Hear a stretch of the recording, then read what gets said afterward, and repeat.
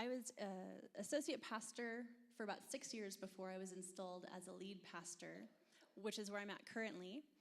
And like I'm going to guess a lot of us have experienced, my first days and weeks in that new position, I made my way to the church sanctuary every day and fell at the altar and even just face flat on the floor and said, God, I can't do this. I don't know how to do this. Full of insecurities and insufficiencies. And so I just prayed every single day. Lord, tell me what to do and I'll do it. Show me how to lead this church. Just tell me what to do. Anything and I'll do it. And for several weeks, I thought, okay, if we can just keep it up this way, we'll be okay. And then about 6 weeks after that installation service happened, I realized in the church I probably had 3 couples on the brink of divorce, a couple of families who were going to leave, and somebody had just threatened a lawsuit against the church. And I thought, I think I need a mentor. So that began a journey of very intentional seeking of mentorship. Now, rewind about 25 years to when I was about 10, as Olivia said, and my little brother and I were sitting down on the floor just inside of what was like the sanctuary auditorium of this church that we grew up in. And we had just gotten a new pastor, and we hadn't met the guy yet, but we just knew his last name was Copp, and we just thought that was really funny. And so it was like a Tuesday night or a Wednesday night or something, and Pastor Dan made his way into this room, and my little brother and I were like, oh, the pastor's coming, the pastor's coming. And we just kind of were very timid, I remember. And he walked in, and he saw these 2 little kids sitting on the floor, and he just introduced himself to us, and he remembered our names after that. But that was my first time that I remember meeting Dan.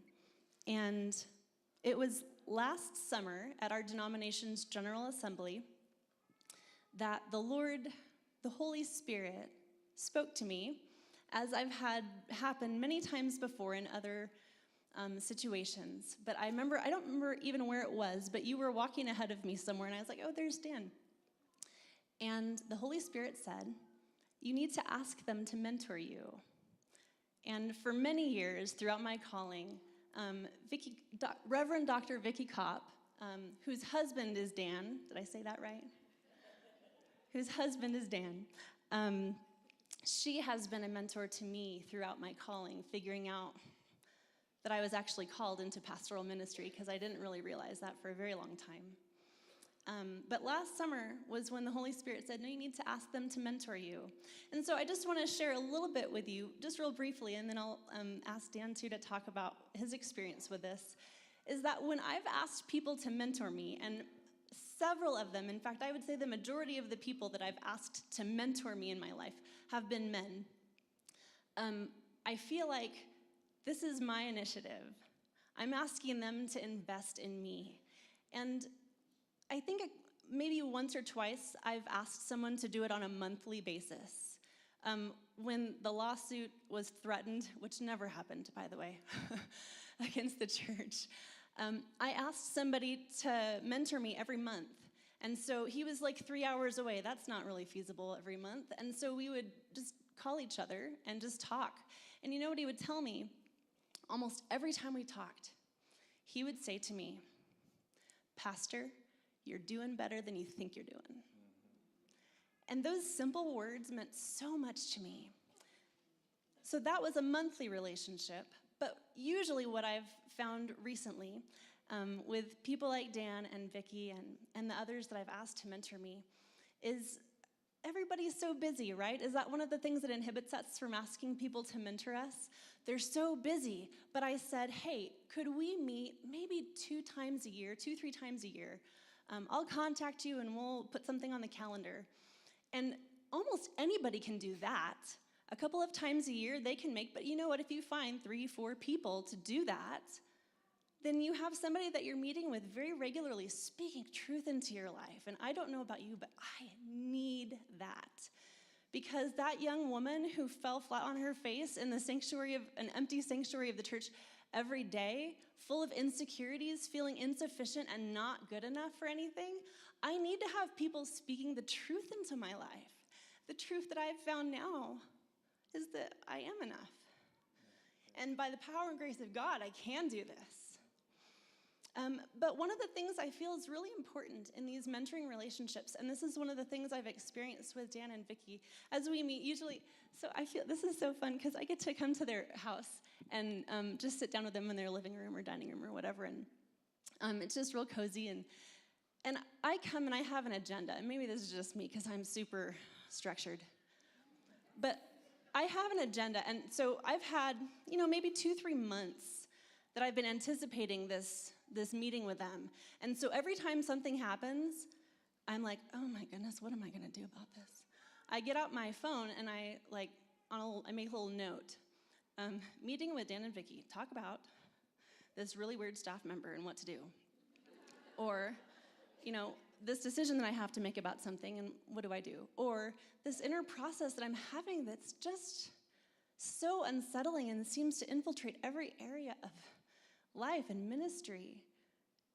Can you speak to me about that? Help me understand the disillusionment that I'm experiencing with the institutional church. To be able to be open and vulnerable with them and they are that way with me. But to come intentionally, it's my agenda. I suppose that there's mentors out there that are comfortable setting the agenda, but I feel like I've asked you to invest in me. Can I tell you what I need us to talk about? And so they do, and they pray with me. It's been such a powerful journey. Thank you. So, love to hear.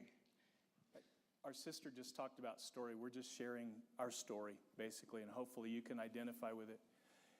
Deanna was a 10-year-old, and then eventually when she went to college, she was a part of our congregation and really had not seen Deanna until we moved to Kansas City when my wife, Vicky, became a seminary professor, and I ended up becoming what my friend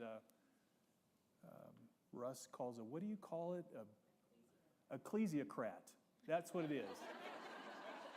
Russ has similar responsibilities in the Wesleyan church, and he says, you know what we are? We have breakfast. We're ecclesiocrats.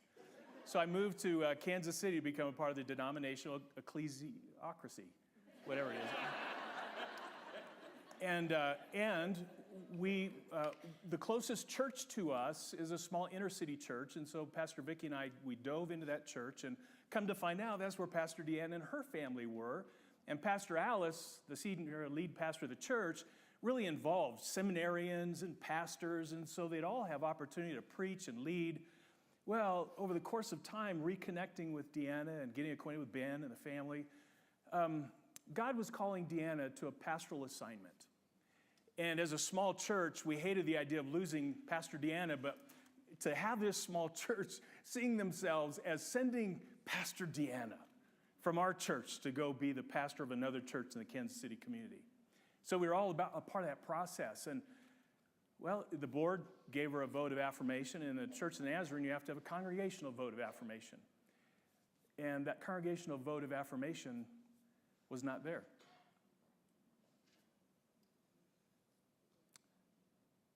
Can I just pause and say, I don't know about your denomination, but in ours, we're living much less than who we really are when it comes to women clergy leadership in who we are. And we need to confess that and lament that and celebrate every step forward, but know that we also face those 1 or 2 steps backward and live in that tension of living way below who we are, but continuing to live more and more into who we actually are. So here's Deanna coming back to our small congregation saying, I didn't get the vote. She's weeping. We're all weeping. We gathered around in a circle and just prayed for Deanna. And our relationship that we share now, for me, started then in that circle. Their family became a part of my regular, everyday prayer list. Their family became a part of my lifting them to the Lord every day. So what happened was the district superintendent, myself, and a staff member that was working full-time in our office, there was basically an arrangement where I would relieve this full-time staff person, keeping full-time pay and work and responsibilities and covering some, but I would relieve this full-time staff person, a male pastor, to go and be the long-term interim pastor at this church. District superintendent appointed him. They were thrilled. What that pastor then did in an interim capacity was to bring Deanna on as a staff person.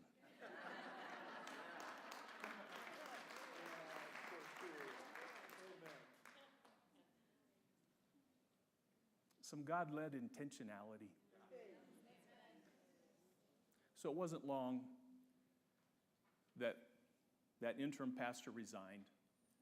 And to make a long story short, Deanna was now elected by the same congregation as the pastor of that church.